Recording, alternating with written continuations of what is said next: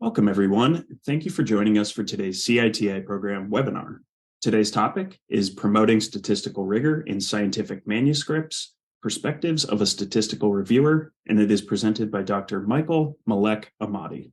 So the learning objectives for this webinar are fairly basic. The first is to describe common statistical problems and errors that are noted in the peer review process. The second is to identify solutions and guidance on how to avoid these errors.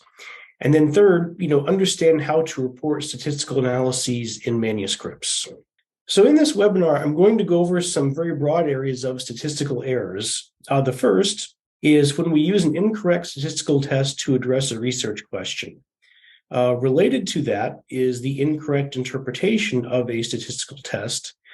Another topic that statistical reviewers see quite a bit is the incorrect use of statistical terminology. And finally, we often see methodological approaches being used that prevent the optimal statistical approach from being implemented and used as well. The next topic I'll cover is multiple comparison adjustment. So in analyses where multiple statistical tests have been carried out, very often these are all carried out at the 0.05 significance level. And in order to adjust for these multiple comparisons, we have to account for that. So if we don't, we have what's called alpha inflation.